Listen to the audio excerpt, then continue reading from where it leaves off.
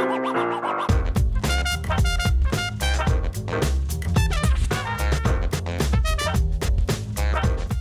we're making a typical Italian bread which is called focaccia. Focaccia is a white dough based on extra virgin olive oil, and the ingredients are 500 grams of flour, 50 grams of extra virgin olive oil, make sure it's extra virgin, 300 grams of water, 10 grams of salt, and 50 grams of fresh yeast.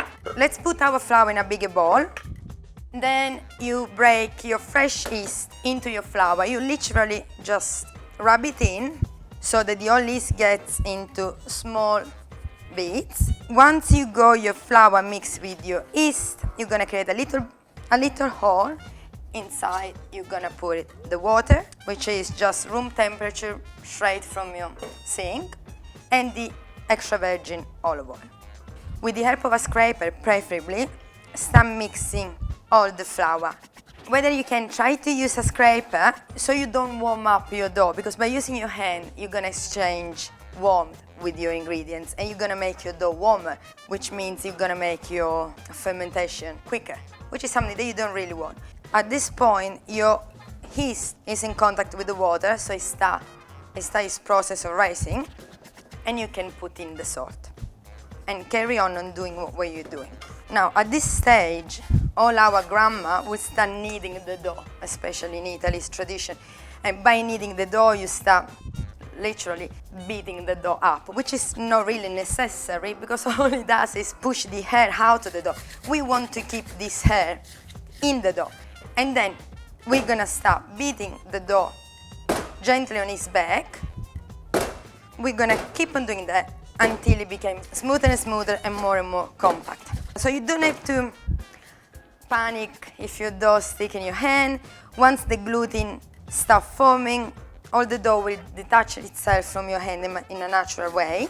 So you can use your scraper, pushing this dough around, forming this ball, and then you pull it, slam it, and then you carry on. So you keep on doing this for a few minutes till your dough is compact, like this. Once your focaccia is ready, you gotta pour some olive oil into your bowl. I mean, focaccia is all about olive oil. You're gonna pour it underneath and on top. Be generous, and then leave it in your bowl and make it rest for 40 minutes. So what you're gonna do now is you're gonna pour some olive oil in your tin. Try not to use ceramic tin, use metallic tin.